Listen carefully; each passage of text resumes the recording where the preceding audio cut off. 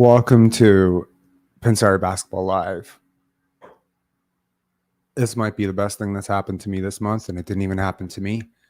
Scottie Barnes is an all-star. This is big. This is big. Commissioner's pick, Scottie Barnes making the all-star. Some super chats here. I'll get to this. Rafael Montano. I'm very, very sorry, sir. I did not see it. I could not do the live at 5 o'clock. I was on a Twitter space, and I've been working on Penance and all that stuff. But I apologize. I don't know how to refund this. I apologize. But if you reach out to me via email, I'll hook you up, like get you tickets to Penance or something like that. I really appreciate that. And James McPherson, longtime supporter of the channel, in honor of this date, love to see Scottie getting the G props he deserves, and this community pushed it harder than anyone. Absolutely, we did. We did push it very hard, didn't we? And I'm very happy. I'm very happy because this is a much needed, let's say, like, it's a much needed thing that has come at a very well-timed time. Okay, the Raptors are a mess.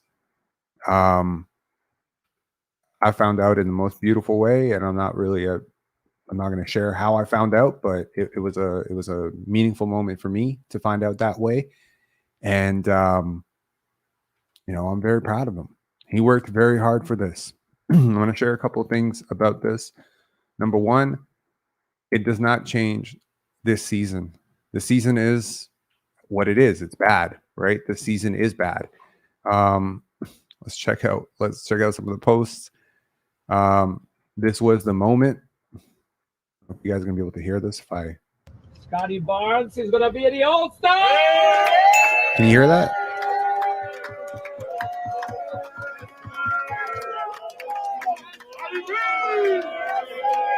Getting mugged,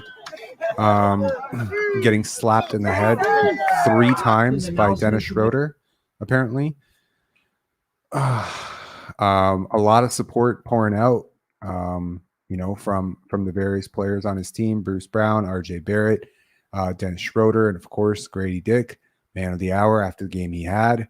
Zazu losing his mind here. All of you doubted him and didn't want him to be an all-star. Your campaigns were filled with doubt. Yes, sir. And there's a lot of people who get to talk a lot of shit right now. People who supported him all the way through. Absolutely. Of course, Trae Young was also named to the All-Star game. How historic is Scottie being named to the All-Star, considering the Raptors' considerable lack of success, right? It's quite historic. There was a post by Josh Lewenberg, which I think is probably worth bringing up right now. Hang on, let me just pull it up.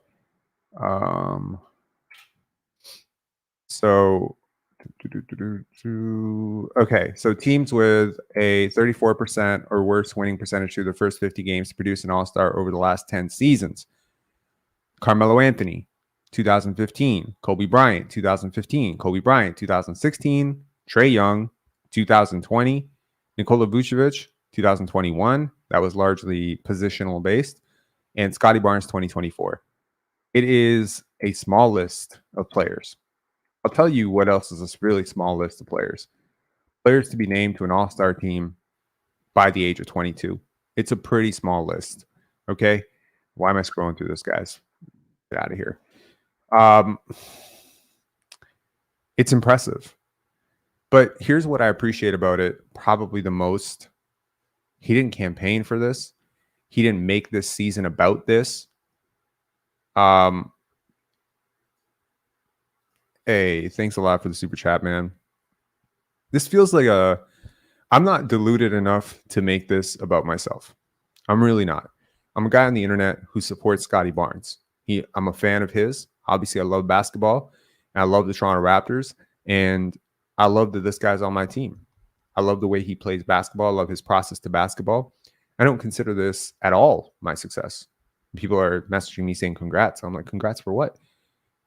But I will say, I'm very happy that we pushed as hard as we did as a community for him to make the all-star team. We talked about him as an all-star.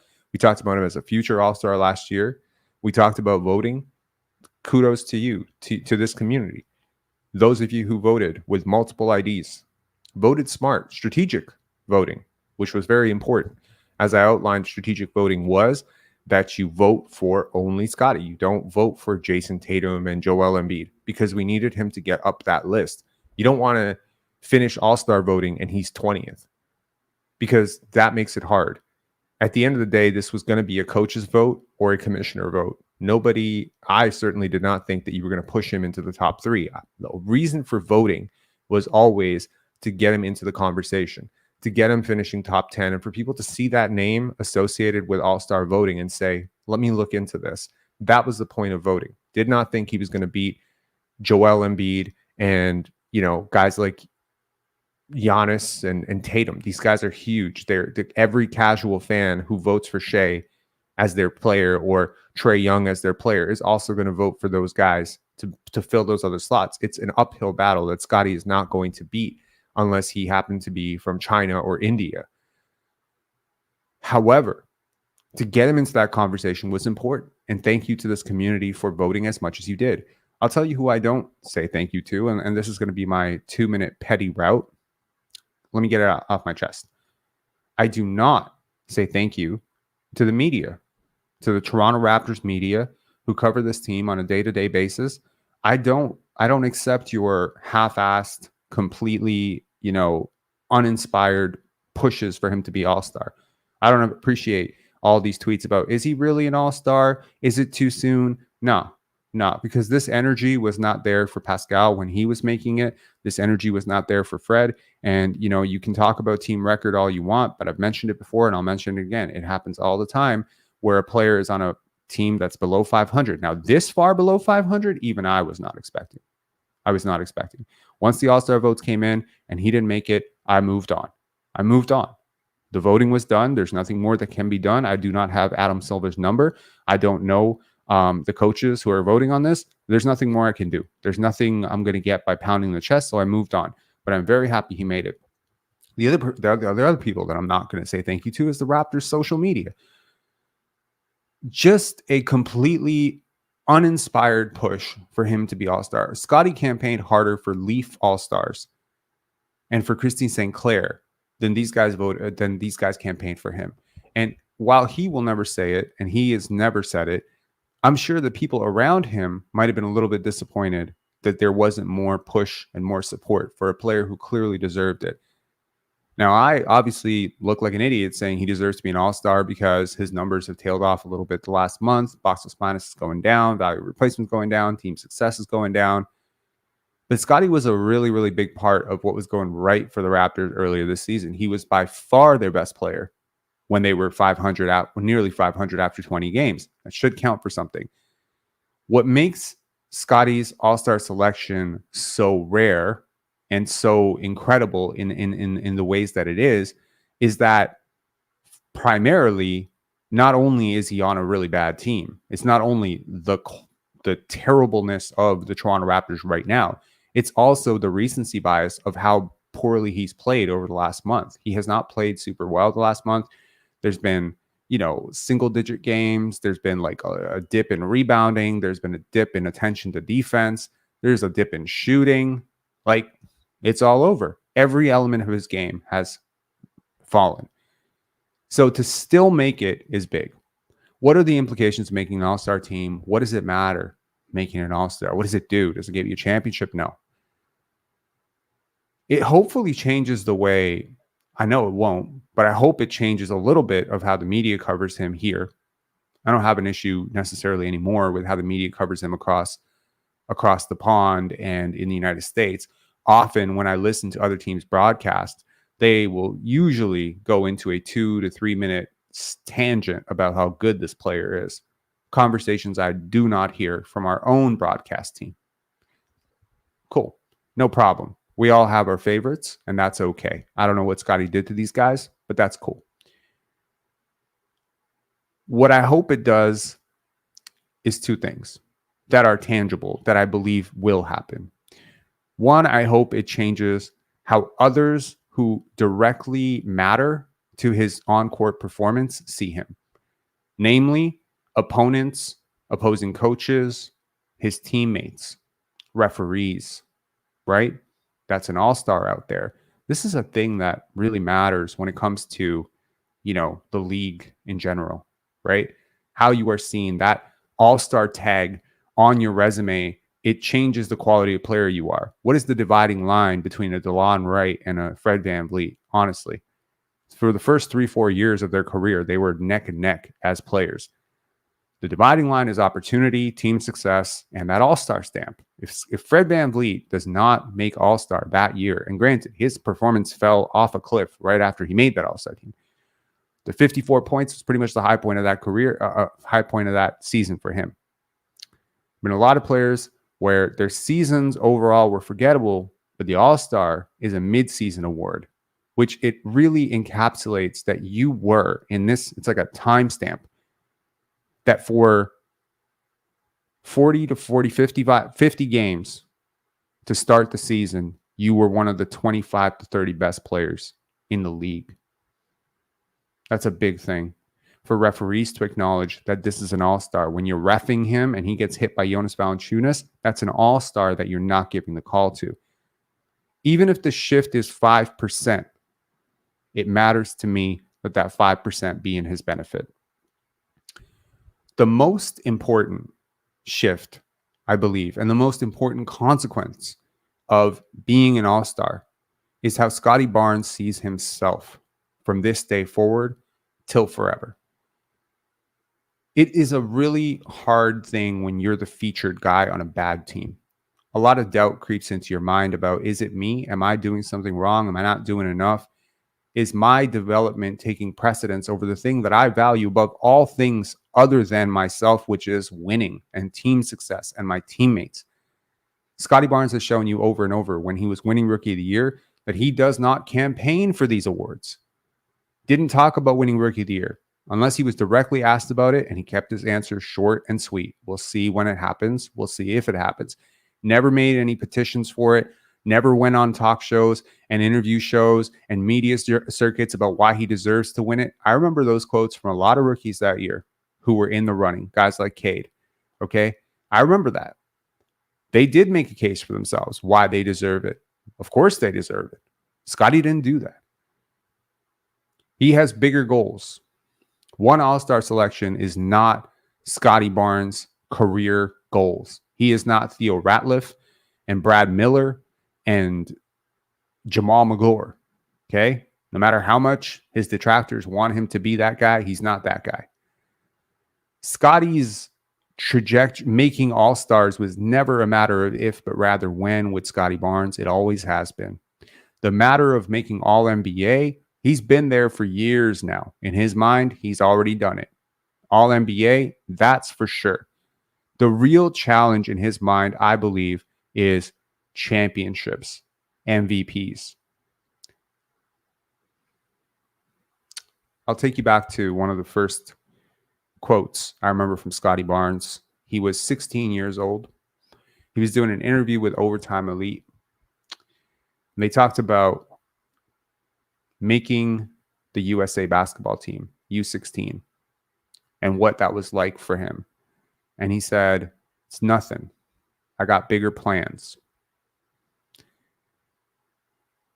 I remember Brian talking about the first summer when he came back from USA basketball, when he was 15 years old, expecting this young kid who just had this big experience with USA on his chest and, you know, getting stamped as one of the best young players in his country. That goes to a lot of people's heads, man. They come in, they start demanding things, they start taking their workouts off, they start like talking, mouthing off. It only pushed him to be even more humble, work even harder. Rookie of the Year did not make him complacent. He did not have the second year he wanted to have, but I assure you it had nothing to do with winning that award. Remarkably, over and over, Scottie Barnes has always taken the opportunity to show you that he is exactly who you think he is. He is a guy who values team success. This is not gonna override the sting of losing teammates that he cherishes and loves, like Christian Koloko, Precious Achua, OG Anunoby, Pascal Siakam. He liked those guys. You saw no tears when Fred VanVleet went away. There was a bit of a smirk, actually. But these other guys that went away for the benefit of building around him, Seeing them suffer because he needed to ascend is tough. When you're 22, you don't get it. As remarkably mature as he is in all elements of life, business may not be one of them. And understanding the business of basketball of, hey, we know you love these guys. We know you love their team, these guys on your team. But at the end of the day, we have to build a different team around you on your timeline. That's basically individualizing the entire process down to we're doing it for you. You are the reason. Your greatness, your perceived greatness, your potential is why you are suffering. Tough pill to swallow if you are a 22-year-old who genuinely cares about your teammates. It's different when it's Fred. Trust me. It's different. If you don't fuck with the guy, if you're not real tight with him, we have to understand as a 22-year-old in a new country, this is his family now. Oh yeah, he's still got family back home. Brian's still his family. His brother's still his family. His mom's still his family. A lot of family in Scottie Barnes. But over the last 2.5 years, his coaches and his teammates have been his adopted family here. And he's having to lose those people because 2 reasons. His team is not successful and he is on a different path than those guys. He's on a different timeline than those guys. And those guys being shipped out is probably tough for him. So I hope that this all-star vote, basically from the commissioner himself, is a vote of confidence for Scottie Barnes that, yes, it's all coming together. This was supposed to happen. To anyone who's about to write an article, just let me get ahead of this before we get behind it, of he didn't deserve it. He absolutely did. He absolutely did. There was a very easy case to be made for team success, fine. But he has been one of the top 25 best players in this league. Absolutely. 100% he has been. For most of the season, he was one of the top 20 players in the league. People don't want to hear me when I say that, but it's true. Over the last month, he hasn't been close. But for the first 42, 43 games, he was easily a top 20 player. I say easily because I think that number is a little bit higher. But his team wasn't winning. And that's the thing. You got to understand the player and the man to understand what he's going through here. The player is a guy who is obsessed with winning, team success. Scottie Barnes never complained if he had 2 points and his team won. Scottie Barnes never smiled because he had 30 points and his team lost. This guy does not care. That's why he's not out there campaigning for All-Star. He's not doing that Chris Bosh thing where he gets on a horse and pony and does a used car salesman and all that stuff. That's kissing the media's ass. That's basically letting the media know that, hey, if you guys vote for me, I'm on that, right? Campaigning for these things is self-importance. What did they do with Nikola Jokic last year when he basically said that the award didn't mean anything to him? They penalized him and gave it to the other guy who wasn't as good as him, in Joel Embiid. Why? Because it affirms Embiid petitioning for it, campaigning for it, just affirms the importance of the people who are voting. Scottie doesn't do that. Scottie cares about his teammates and winning. And his teammates are gone, the ones he came in with, and winning is not happening. He's going to have to push through. But I hope that this all-star selection allows him to see himself as what he truly is. I say this, all-star was a guarantee. If not this year, then next year. If not next year, then every year following that for the next 10 years. This was not the goal. Just like Team USA at age 15 was not the goal. This was never in his mind of maybe that'll happen. There's no doubt. Getting to the NBA, this was never a doubt, ever. From grade 8, grade 9, any Scottie Barnes mentions, boom, NBA. I'm going to the NBA. That's these guys, these really good guys, like the good ones, the great ones, not good, great, the Kobe's. You don't think Kobe Bryant doubted in grade 10 if he'd make the NBA? He didn't just stumble into it. No, these guys had big basketball plans. So what is Scottie Barnes' basketball plans? Championships. That's it. And this All-Star selection is not going to wipe out the sting that this year will be another year sitting home in the dog days of spring when the other teams are going and chasing something more meaningful. But I hope that it softens the blow of the disaster that has been this season by 10% for him. I hope it's a little bit of good news. It's not the news he wants, though. What he wants is winning. And that's why I appreciate him. The league has never been more talented than it is today. This is the most talented NBA that I've ever watched. And I've watched the NBA since 91. That's when I was 4 years old. That's when I started watching the NBA. Obviously, I didn't take it serious until after Jordan retired. And I think I got really serious about the NBA when I was 12. But I've watched a lot of basketball. This is the most talented I've ever seen the league, by far. And to make it as one of the top 25 names this year, 20, 26, 27, 30, let's say 30. To be a top 30 player in this era is to be a top 20 player in almost any era in the past. The names that are not going to be all-stars this year are incredible. De'Aaron Fox, Domantas Sabonis, Alperen Şengün, like, my God. Victor Wembanyama, Chet Holmgren. There's so many great players that are not going to be all-stars. Pascal Siakam is one of them, for sure. There's so many. There's so many great players that he beat out for this spot. Granted, the West is the West and the East is the East, and maybe if he was in the West, he didn't make it. That's fine. I understand that. I'm not an idiot. I'm realistic. He's the second youngest player in the All-Star game. I believe Paolo is a year younger than him. I will say this, though. If Scottie was on the Magic and Paolo was on the Raptors, Paolo wouldn't have made it. What you as a commissioner are saying when you put in a guy who's on a team this bad, what you're really saying is you're not the problem. I hope he realizes he's not the problem. The numbers say he's not the problem. The analytics say he's not the problem. The eye test says he's not the problem. The problem is, what is the problem? The problem is a lack of talent, a lack of shooting, a lack of finishing abilities around a player who is a very gifted playmaker. It's going to come.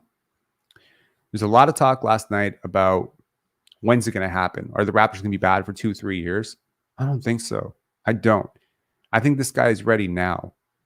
I think this guy, with one more summer, and there's some glaring things that he needs to work on.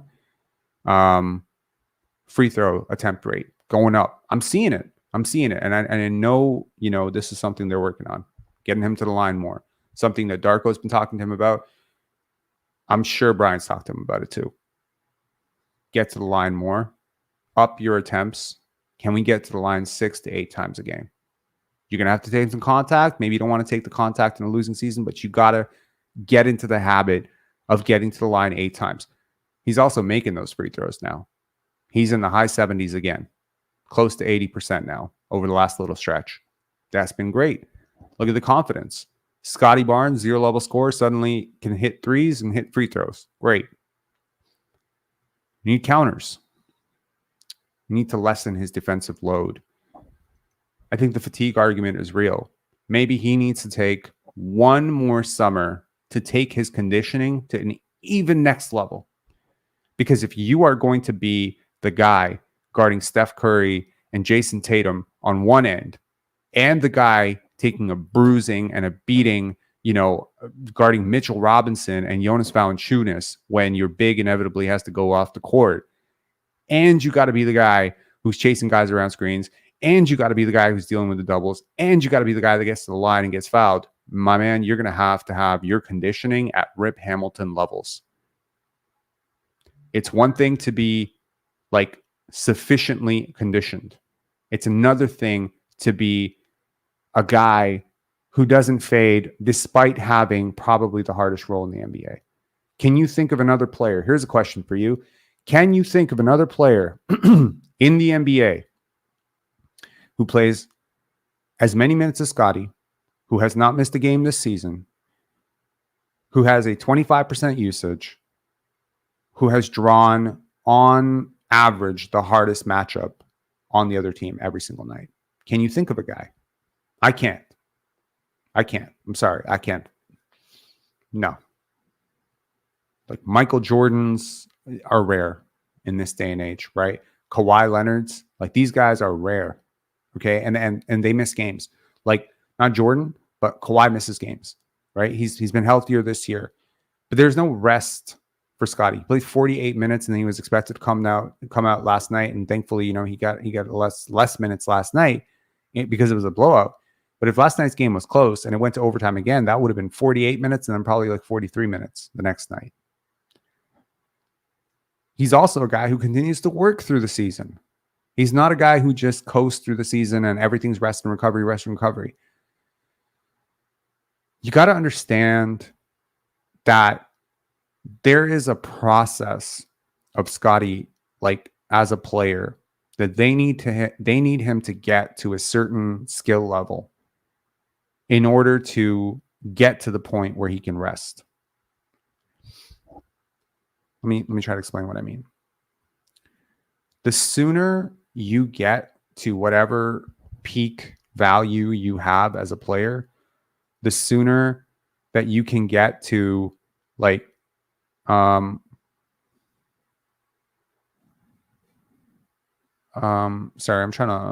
I tried not to focus on the chat because like this guy's always in there. Hang on.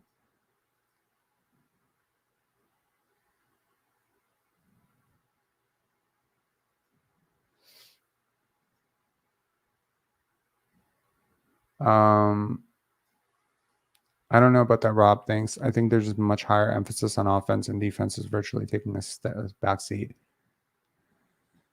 I think it's about as most talented as the league has been, and I stand by that. Shot making is shot making, regardless of how you want to perceive defense.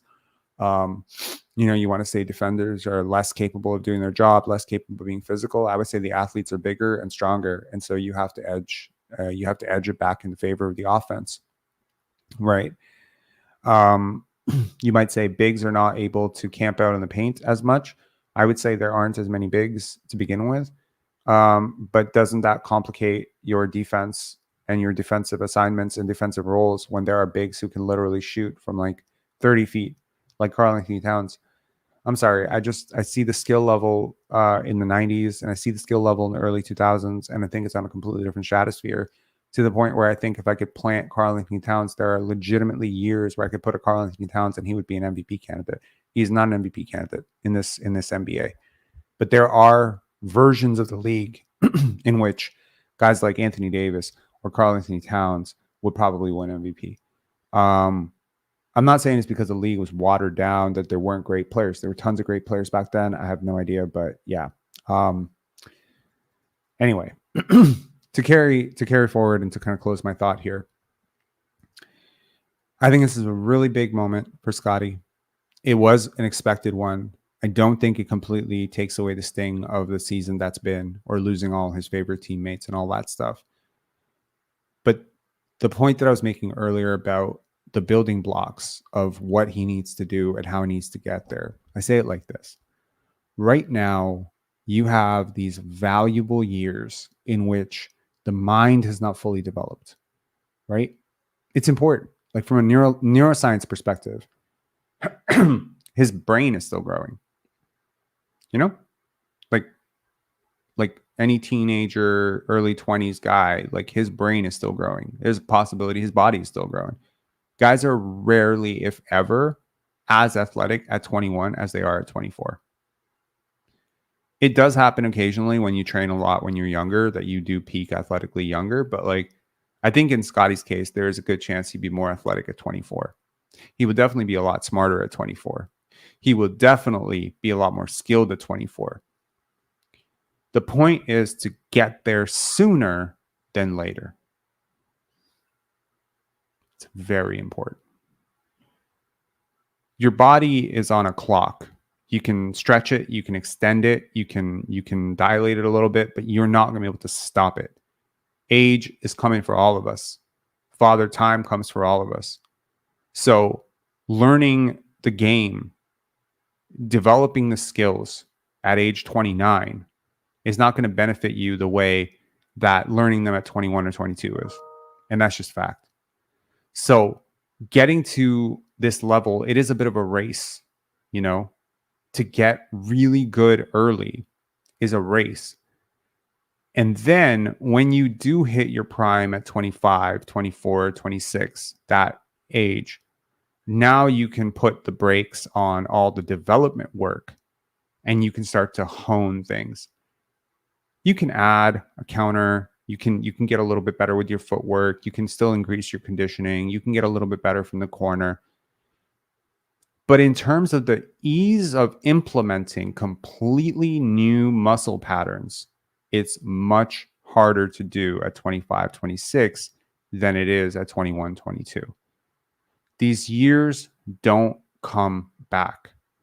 An injury, touch wood, please don't happen, at an early stage of an athlete's career can be a really big blessing as well as a curse if it is recurring. If it is, the reason I say that is because being injured for a year could force you into a completely disrupted routine of how you manage your body. It can force you to think about the game in ways you may not have had you been playing. It can force you to become a real student of the game. It forces you to be probably closer with the coaching staff. I love what they did with Chet last year. I think it's invaluable. Michael Jordan also had a big injury early in his career as well. The point is that you have to cram as much as humanly possible in terms of skill, experience, reps, situational basketball stuff into a player prior to the age of 24, 25. It's not an arbitrary cutoff, though. I promise you that. The brain is very elastic. This is a fully scientific proven fact that the brain is less elastic as you get older, and breaking habits and breaking chains of excuse me one second.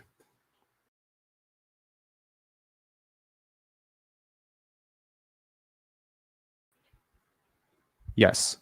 So the chain of breaking like bad muscle habits and just like, like the tendency people have to pick up the basketball when they're dribbling, or the tendency that people have to, like what Emmanuel Quickly is going through right now, right?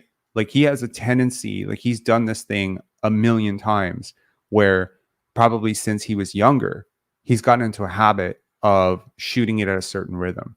Now he's learning as a lead initiator that he's going to have to shoot it at a different rhythm. He's going to have to shoot it a little bit quicker, and that could disrupt it. And those patterns in his brain are going to be much harder to disrupt now that he's 24 than had someone tried to do this when he was 21 or 22. Same thing with his propensity to go towards the floater. Like you can keep trying to tell him, you got to go into the paint. You got to finish the layup. You got to finish with the layup. It's the same thing as like with Scottie. You can tell him like, you got to be assertive. You got to turn over, stronger. You got to, you got to dunk the basketball over and over. You got to look for your own. You got to collapse double. You got to take one more step into the paint. Scottie doesn't dribble in the paint very much. He picks up the basketball. You got to break that habit now. You can't say, well, let's take it easy now. He's really tired. Let's figure it out at 24. It might be too late. It might be too late. Those habits do form. I'm not saying it's too late. It's just harder. Why take the uphill climb then? Take the downhill climb now, or the downhill roll. At 24, I believe you will have a very clear blueprint. That's 2 years. You will have a very clear blueprint of a superstar. He might get there sooner. It might be as early as the end of this year or the beginning of next year. But if you have any doubts this guy's heading towards top 10 in the NBA, let me put those to rest. That is exactly where he's going. That is exactly what his physical profile, mental profile, skills profile puts him at. It's not, however, enough to just cap that, because that's where this is going. The question now for Darko, Brian, Jama is, can we make it even better? We know this guy's going to be good. We know he's going to be 10-time All-Star or whatever. This is not debate. This is only a debate for people like Michael Grange and Josh Lewenberg and Aaron Rose and Doug Smith. This is not a debate for any intelligent person who really studies the game and understands the game of basketball, or has spent any significant time around Scottie, or has spent time like watching him play. The question is, how do you take a 10-time All-Star and turn him into a 2-time MVP? Because that's a big jump. Big jump. I think the gap between Chris Bosh and Michael Jordan is about as large as the gap between Chris Bosh and Brian Scalabrine. The gap is so tremendous. People don't often think about that. They don't think about, like, how much better is that number one best player? Like, how much better was LeBron than the 5th best player in the NBA during his prime? Immeasurably better. So much better. How much better was Kawhi Leonard in the 2018-2019 playoffs? How much better was he than the 10th best player in the playoffs that year? And was the gap between Kawhi and number 10 bigger in any discernible way than the gap between the 10th guy and the 70th guy? It scales on a curve. So for Scottie right now, the goal is, sucks that he's not going to get the weekend off. I was looking forward to him getting some rest, but hopefully get in there, absorb it. It's the first of many to come, touch wood, no injuries, and get back into it. This season hasn't gone how he planned, but one thing that he probably did plan for was to make an all-star team. And that one thing is coming true. Be patient with it. To Raptor fans out there, please be patient with this. He is absolutely going to be great next year, and I think he has already been very good this year. I think the team around him will be much more successful next year. I think if you have an entire training camp, you have Grady a year older, RJ a year better. Again, RJ is another example of guy who's just young enough right now that you might be able to retrain some of those playmaking tendencies that he has, those tunnel vision tendencies. People talk about, RJ has tunnel vision. Well, that's not how we talk about 15-year-olds, right? Well, that's not how we talk about 15 and 16-year-olds. Those are learnable things. Guys change so much between the ages of 15 and 18 as basketball players. They also change fundamentally so much between the ages of 18 and 25. After that, I don't want to say you're stuck with what you have, but the change is harder. So taking all of these 4 players, Emmanuel Quickley on the later stage, Scottie, Grady, RJ on the younger scale, or Scottie and Grady specifically on the younger scale, tasked with and armed with the best development staff, in my opinion, in the NBA, between Darko, Jama, and all the coaching staff that they have, put in a positive environment to grow, with development being given full precedence for the first time since 14 years, 13 years. And there's not just a tank. This is a development year. And that development is not going to be linear. It's not always going to be pretty. There are going to be nights like last night, but there are also going to be nights like OKC. There are going to be nights where it looks great for 3 quarters. There's going to be nights where it only looks good for 1 quarter. There are going to be nights where you blow out, where you blow out the Miami Heat. Then there are going to be nights where you lose to, the Detroit Pistons. It's going to happen. But through all of it, you have to be patient and you have to weather the storm. I don't think the storm is going to last that long. I think they expect them to compete for play-in next year. And by compete for play-in, I mean like on the high end of competing. I don't mean like you're sitting at 12th and praying for somebody to fall. No, I think like expect them to be at worst 10th next year. And I think probably at best 5th or 6th. Okay. And then after that, anybody's guess. Young players develop, etc. The Raptors are heading into a very important day in 2 days. We will do a trade deadline show for sure. We will also do the game. I believe there's a game tomorrow. The Raptors are playing the Charlotte Hornets. We will definitely cover that. I will say this. The picks that the Raptors have, as much as I don't expect them to make all those picks on their own behalf, having those picks will be very valuable for this team, right? Because the truth is that every single year, especially in a draft where depth is the name of the game and role players, right? That's what you don't have. Like, well, hold on. Let me readjust that. Currently speaking, your veterans at the end of your bench those are the guys that need to be upgraded. These rookies that are going to come in, no matter how many draft picks you use, they're going to replace your Garrett Temples, your Otto Porters, your Thaddeus Youngs, that roster element, right? Teams that are good don't need to put 35 and 36-year-olds at the end of their bench. They usually have a couple of really savvy, good players in their rotation. What they do is they put rookies at the end of the bench as guys who can develop, like what the Raptors did with Norman Powell and Fred VanVleet and guys like this, right? He brought them into the league that way. So that is the way to build. The benefit of having all these picks is clear because every single year there's a player who expects to go in the lottery, but he's going to fall to 20. Same sense, there's a player who expects to go in the second round who's going to be like a 15th overall pick. Happens every year. Dyson Daniels is a great example of a guy who started out mocked in the second round, and then he ended up moving all the way to 8th. Now, what happens if Dyson Daniels looks at you and says, you know what? They have the 7th overall pick or sixth overall pick, and I expect to be in the second round. I'm not working out for that team. Cancel that workout. You know what I mean? Same thing is what if you have the 17th overall pick or the 18th overall pick, but a guy who expects to go top 7, he don't want to work out for you, or top 5 pick. So I think the best case scenario right now for the Raptors is they finish with the bottom 6, bottom 5 record. They end up lucking up in the draft, getting a top 4 pick, regardless of whether it's 4, 3, 2, 1. I don't really care. One of those picks will grant you access to the full draft. The full draft. You will be able to work out close to 80 players. You will get them in your gym. You will get them in your organization. You will get them face to face. You can get a much better read. Not that you haven't done the work and haven't scouted players like crazy, but it's a different thing when you're sitting in front of that player. You get a better read for them, who they are, how they feel about you, how you feel about them. And this is how informed decisions are made. The Raptors suffered in Tampa. Why? They suffered in Tampa. They didn't have the facility here. They got a chance to bring Scottie Barnes here, right?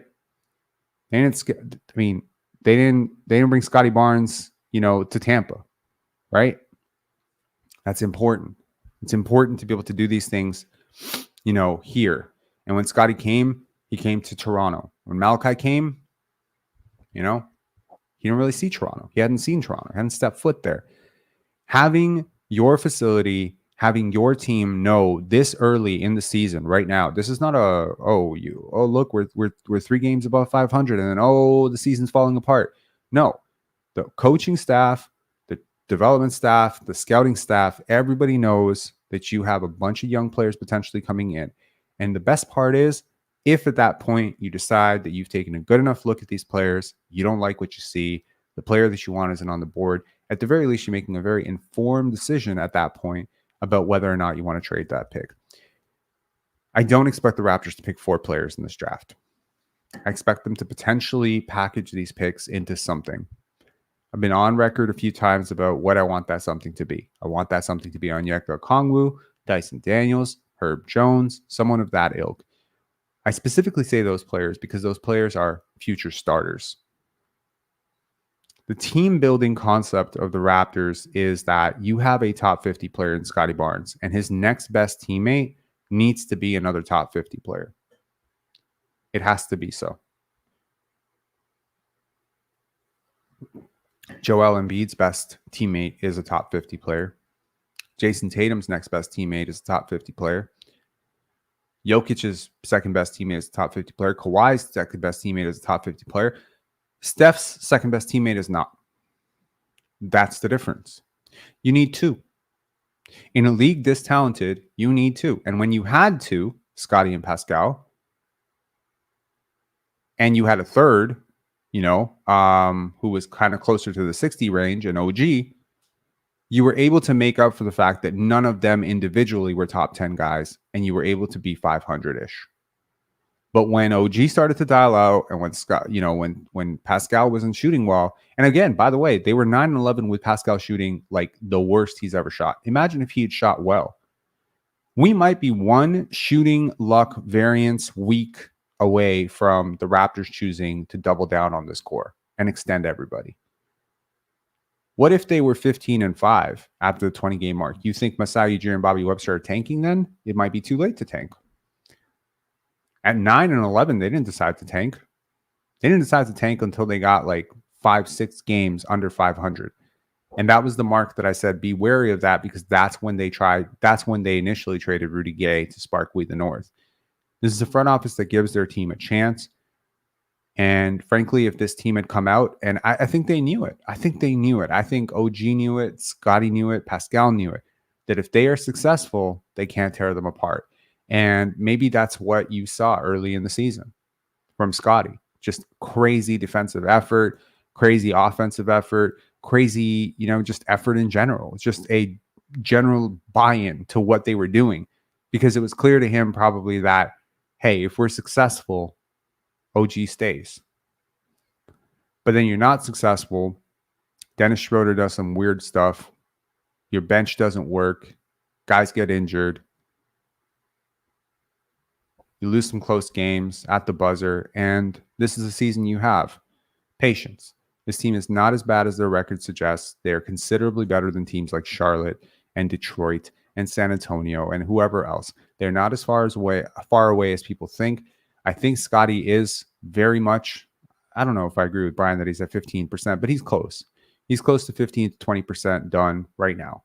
You don't eat a pie when it's 15% cooked. You don't eat a pizza when it's 15% cooked. You wait for the dough to rise. And I think when the dough rises, it will rise into an MVP candidate, perennially MVP candidate. I'll share this as my final thing. To the people who support Scottie, I hope you realize the reason that I support Scottie, apart from, just respecting the human being and the player that he is also because I'm a Raptor fan. And I'm a Raptor fan who just wants 7 years of a chance. I want 7 years to cover, support, watch a team that has a chance at a championship for 7 years. That's all I want. 7 years. If we can get 10 years, great. If we can get close, maybe 6 years, great. I'll take it. But I want a window. I don't want a championship. I want a window into a championship. Because during that window, I want to know the Raptors are a team that can win a championship. The Spurs were a team that could win a championship for like 2 decades. They only won 5. Right? The Portland Trailblazers were a team that could win a championship for 3 years, 4 years in the late 90s, early 2000s. They won 0. The Sacramento Kings were a team that could win a championship for 5 years under Rick Adelman. They won 0. Sometimes you don't win one. You don't win one. But have a chance, get to the dance, get through the playoffs. Let's see what happens. Did the Brooklyn Nets with Kyrie, KD, and Harden have a chance? Hell yes, they did. Do the current Los Angeles Clippers have a chance? Yes. But they do not have a 7-year window. Their players are too old. The OKC Thunder, when they went to the finals the first time under KD, Russ, James Harden coming off the bench occasionally, Serge Ibaka, that team had exactly what I want, which is a 7-year window. And that window went very quickly away. Well, I don't want to say it went away. It just got worse when James Harden left to Houston. That's what I want. I want Grady and Scottie and RJ and IQ and one other mystery player to grow into that beautiful quartet, synchet, whatever, five unit of enjoyable, selfless basketball. I think Scottie is a good person to lead that group. He must get better. Thank you to this community for voting as often as you did, for sharing our posts, for sharing our videos, for helping this channel and grow as much as you have. I appreciate it very much. A lot of you have reached out individually throughout the day, looking at my emails about Penance. Definitely Penance coming up in 2 weeks and 2 days. Starts Thursday, and it goes forward from there. There's a feature on Thursday. Friday, there's two screenings. Saturday's a full day. Sunday's a full day. Carlton Cinema, College Subway Station. It's steps from College Subway Station. If you haven't been, beautiful cinema.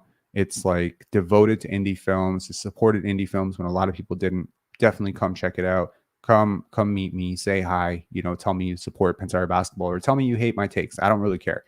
But what I care is that those filmmakers feel supported, and that's what I do. Why I do what I do, and I'm very, very happy today because I was working on Penance, and then I got a little text on my phone from someone who should not remain, whatever. And then they said check your check Twitter. That was the message. Check Twitter, and I was like, what? Say word. I prayed for this man. I did. I'm very happy for him.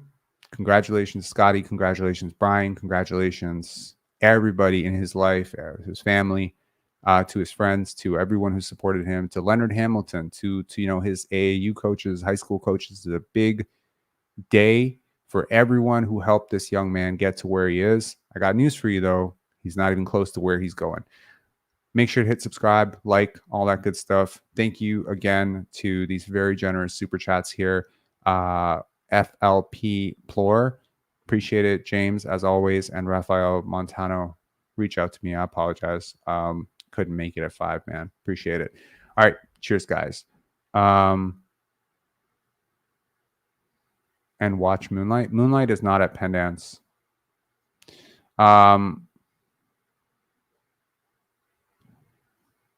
Min Young Chung, didn't you reach out to me? You did, right? Can you send me another email? Yeah, we do. Hang on, I'll take you through it real quick. One sec. We sent out an email today to our people on our mailing list with like a really, really simple way to sort of like understand Pendance. Give me one sec here. Share. Okay. Pardon me, the next 3 minutes are just going to be guiding people through Pendance. So it is pendancefilmfestival.com.ca, whatever, links to the same place. You enter that, you go here, right? Boom, boom, boom, right? So this is a festival lineup. So it starts with Ararat, and everything is like chronologically listed here. You can see the date and the time. Everything is at Carlton Cinema. There's no overlapping screenings at all. I saw a lot of people buy tickets for Pratfall. I'm very proud of you. Great fucking choice. Awesome film from New York. Awesome. These are features. That's a short block. Really disturbing shit, including one of my favorite shorts at the festival. It's a Cuban short. It's incredible. If you want to learn more about the features, you can always click on this and you would learn about what it's about, when it's screening. And right here, you have a tickets link, which opens into a new window, which goes into this. And that goes into that. Film Freeway, very simple. And then the film that you wanted to see, which was Pratfall, which is what you clicked on, you can click 1, 2, 3, or 4 tickets. And yeah, you just check out from there. So then you go up and you check out. If you're a film professional or a student or someone who's just really interested in cinema or learning more about editing, film financing, whatever, there are Q&As, obviously, at the end of most of these films where you can ask the director. That's what makes it really different than just going to the cinema, is you can't talk to Scorsese after you go see, one of his films. But, when you're watching a film, you get ideas. You're like, I wonder why the director did that. I wonder why that was this color. I wonder what this particular thing meant. I wonder how he thought about doing this cool thing that I really liked. Now you can actually ask those people, how did you do this? How did you think about this? These links will be up in a couple of days. The funding films. This is with Shant Joshi, and also between the scenes, an author, Jeffrey Michael Bays, who helped me tremendously with my feature coming in from the United States. And yeah, and if you want to check out the short films, I'm personally the shorts programmer for Pendance. I put a lot of work into making sure we have the best shorts in the world. Like every year, I think we do. And you can see here how, like, the tickets for the block, right? And where it's screening. So naturally, if it says ticket story over everything, you click on it, then you're just going to go to story over everything and get tickets for that if you want to see that film. Films are in a block. For people who don't attend film festivals, you don't know that, but like short films are in a block. In terms of like my favorite short film, I probably shouldn't say, but I'll list you a couple that are like really, really, really some of my favorites. Lethal Shopping from Spain is one of my favorites right here. This one, hilarious. It's about a guy who's just like sick of all the low fat, not real dairy, whatever, and he just decides one day he's going to go and he's going to fill up on everything. Right? It's hilarious. It's part of the LMFAO block. Julie Baby is really interesting. It's about a little girl who's called a whore for the first time and just her process of how she goes through it, watching her mother talk to Jester's Flaming Hot Mac and Cheese is friggin' hilarious. The director is going to be there. It's about a guy who gets into a lot of hijinks and criminal activities and shit like that. It's really cool. There's some very meditative and deep shorts if that's what you're into. Garano is one of them, and Idris Sabara is another. If you're someone who's a Spanish speaker, this is definitely your festival because I don't like to predetermine what language is going to be represented at Penance. I just go with the best films. I don't give a shit if one year all our films are going to be Japanese, they're all going to be Japanese. But I think the world is big. This year, Spain is a really big contributor to some of our best films. And there's a lot of like theme about parents. My favorite short, I got to say, one that really floored me was 24/7. It's about a woman who she's like a teacher and she has a small child and she wants to be home with the child. So she decides the government is going to pay her more to look after one child than her current job pays her to look after everybody. But the child is disturbed and somewhat, difficult. And it's a very interesting short for anyone who grew up bouncing around foster care or even someone who had a traumatic experience growing up with their kids. This 530 is a film from Serbia. Incredible film about a 14-year-old girl who gets into a cab with a man going towards seeing her boyfriend, and he just won't take no for an answer. Is very interesting. There's some funny ones, there's some deep ones, but one theme that came up a lot was parenthood. Becoming a parent, being a child in that situation. So yeah, Paco's visual archive was also really interesting. It's about a girl whose brother passes away, and this is real. Like this is the director's real life, and she's going to be there. And she basically finds this undeveloped roll of film from her brother. And in order to get to know who her brother is, she recreates those images by bringing those people who were in those images with her brother. And she makes a cardboard cutout of where her brother was. And she makes the people now stand where they used to stand with him. And she asks them questions about who her brother was. One of the weirdest things about losing my parents was understanding who they were from the people who knew them differently than I did. Right. So that was very interesting as well. Yeah. Anyways, it's a great festival. I encourage anyone to come check it out at least once. And yeah, we have some like after parties and stuff like that. So you can grab a beer with me or whatever. So that's my pitch. That's my pitch for Penance. Yeah, man. Are there any Tamil films? There are not any Tamil films. And actually, come to think of it, there have never been any Tamil films at Pendance. And there was an Indian film, I think twice. I'm a fun guy. Festival seems lit. Yeah, man, it is.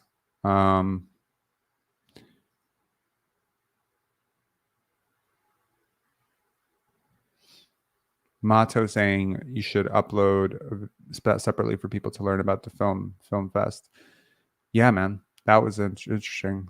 Vegan Grass, today is my Christmas. Yeah, man, it's like I mean, I went into the room and I was like, I told my girlfriend, I was just like, he made it, and she immediately knew who I was talking about, and she knew exactly what I was talking about. Like that's so weird, like that underwritten communication.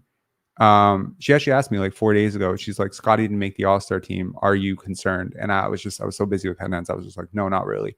It's not that I didn't care. Of course I cared. It's just that I understood it, I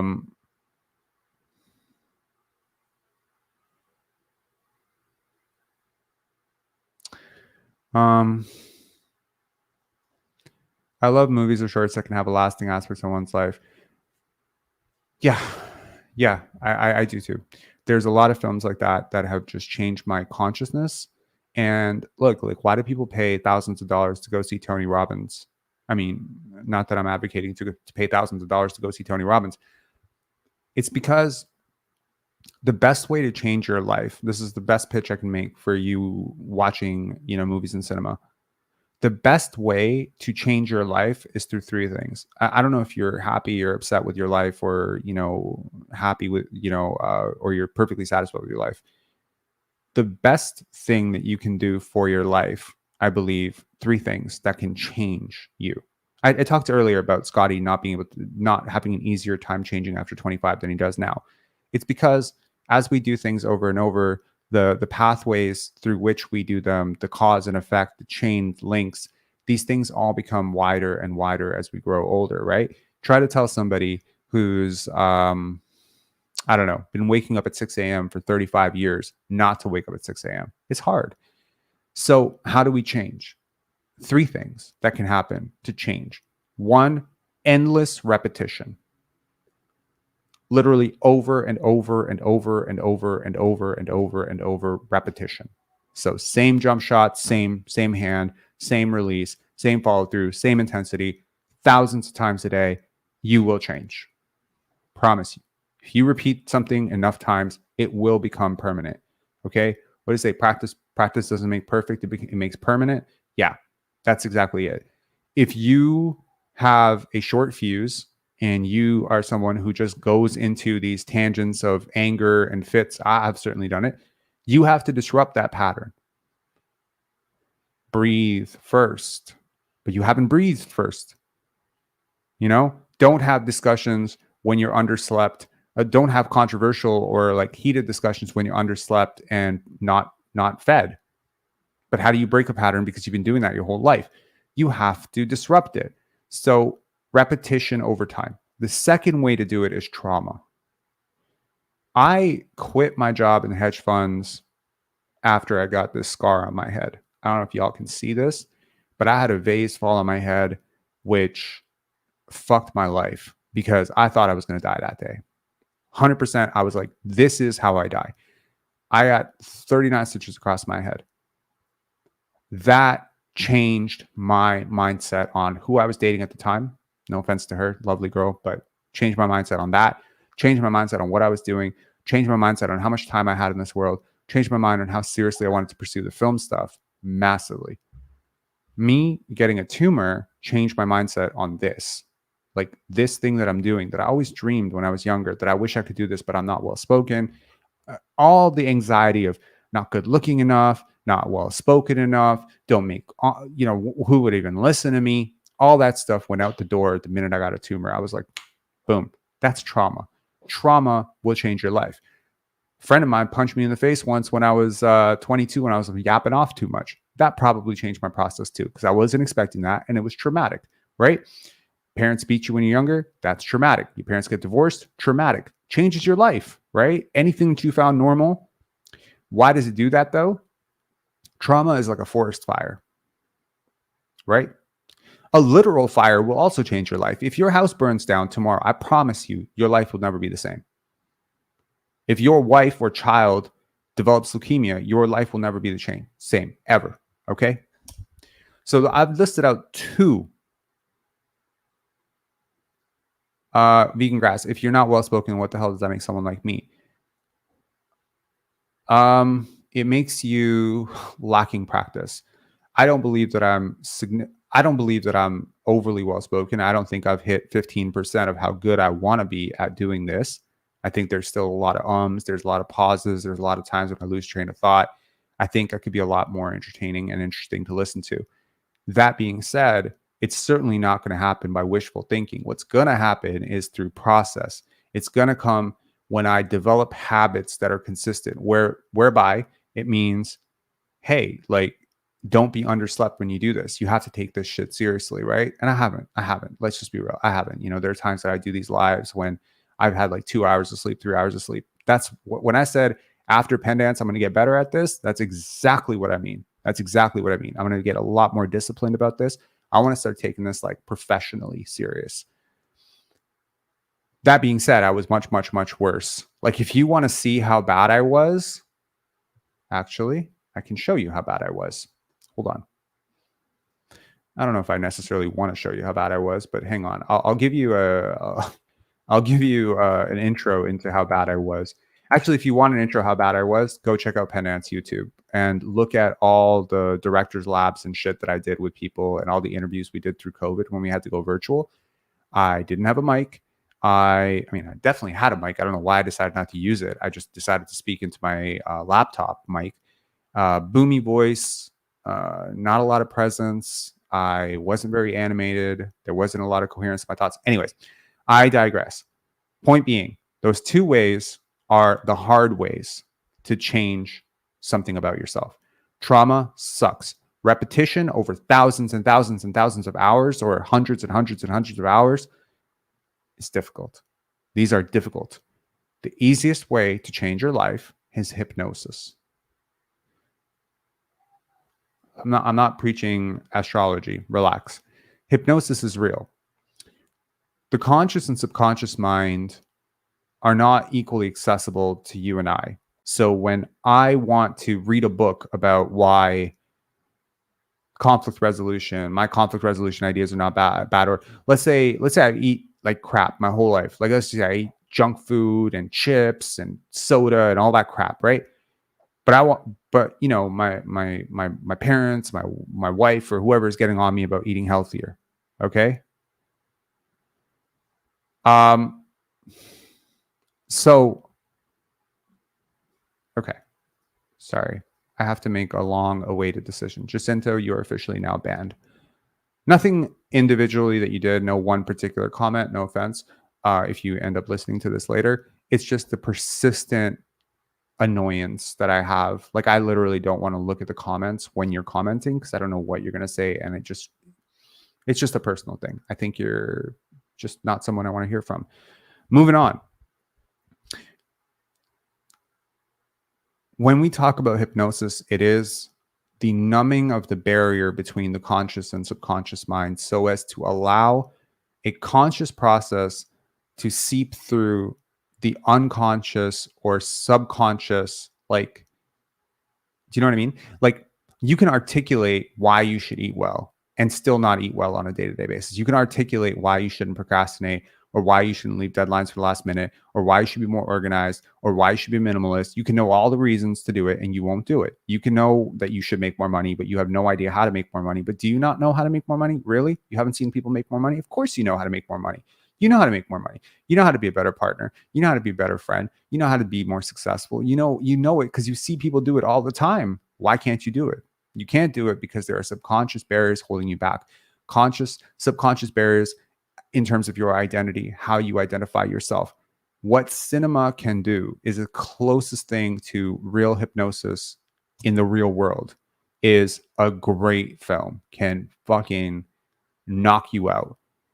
I don't mean scrolling on your phone, TikTok, while Netflix is playing in the back. I'm talking like real, deep, immersive shit. What it can do is it can rewrite or disrupt patterns in the past that you've wired. And it can also, like, hopefully reperspectivize your concept about yourself. And these are the types of things that genuinely can change people's lives. I think Penance is a life-changing event. I will always promote it as such. It has certainly, I've heard as much from a lot of people. There are people who came in 2017, 2019, whatever. They still talk about films that they saw that time. We program with that in mind. Everything we program is with, can this change someone's life? So that is the type of event that we're running. If you decide that you can't afford tickets, we're not about the money. I promise you. We try our best to break even every year, but if we lose a little bit of money, I've never been upset about it. I just want a full event. So if you're someone who's facing financial barriers to attend Penance, send me an email. I will hook you up with tickets to a screening you want to attend with a guest. I promise you that. I will hook you up with it. No problem. It's the least I can do for this community. I want people who don't necessarily do this, who go to film festivals, to get into the habit of doing this. I used to run a something called Warming the Streets, which was a charity for, well, it's not charity, it's like a clothing drive for homeless people and people who are, because I think being homeless in Toronto sucks, right? Like, I would literally, if I was homeless right now, I would probably try to find a way to go to jail. So it's tough in the winter to be homeless. And one of the things we always did was we would force the people who were volunteering to meet the people. There was no signing of checks. It was literally, we take a coat or scarves or hot chocolate, whatever. Like, we will wrap it, we will share it, we will break bread. What I found over and over again when I would talk to the volunteers a year later was the question. I had one question. Did your interactions with homeless people for the next year after you volunteered change? Always yes. Yes, I was more likely to talk to them. Yes, I was less scared to talk to someone who's homeless. And what are we doing here? Well, when I talk to homeless people, the one big thing that they talk about all the time is feeling unseen, feeling invalidated, feeling like every single time you can ask someone for anything, they think you're asking them for money. Anytime you ask them for money, they think you want it for drugs. This dehumanizing element of homelessness was what I wanted to eradicate. It's not homelessness in itself. I'm not rich enough, powerful enough to end homelessness. If you can end the stigma and the mindset of the people, well, now what happens is ideas have a way of transferring.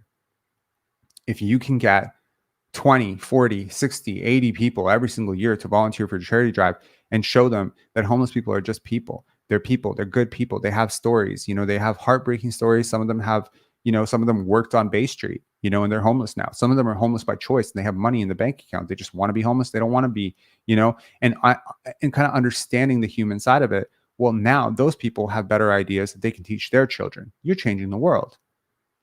Same thing with Penance. Same thing with Pensar basketball. This is my aim for everything that I'm doing, and I want this to happen. So, yeah, if you enjoy Pensar basketball, there's no way in hell you would not enjoy Penance. I promise you that. All right, guys, take care, and yeah.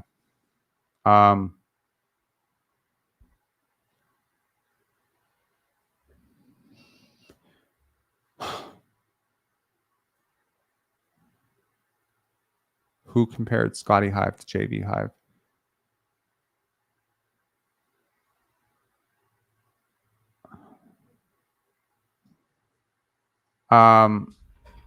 Live stream reaction to trade deadline planned. Yes, absolutely. SP, would it help if you're high? Last year we had a stoner comedy. This year we do not have a stoner comedy. Min Young Chung, definitely reach out to me, dude. You seem like a very Pendance person. Absolutely. Vegan grass. Exactly. And I think most people approach hypnosis with this idea of, oh, someone's about to do something to me. Whereas when you're watching a movie, it could just happen by osmosis. And again, it doesn't happen always. It might not happen with 21 Jump Street. It may not happen with Transformers, but there are certain films that have that quality, that hypnotic, quiet quality, right? Like our problem in society is our inability to stay, to be patient. Think about every person who's successful that you idolize or you admire. What do they have in common? I promise you, whether they're a billionaire on Wall Street or they're a billionaire basketball player or they're your favorite hockey player or whatever, they are persistent and they are patient people, which means they have a remarkable attention span. They can listen. They have like that. So in an age where everything is so accessible, Pornhub, TikTok, YouTube content, you ever seen somebody on a bus? Like, I don't know if some of you take public transit. You see people on a bus just scroll.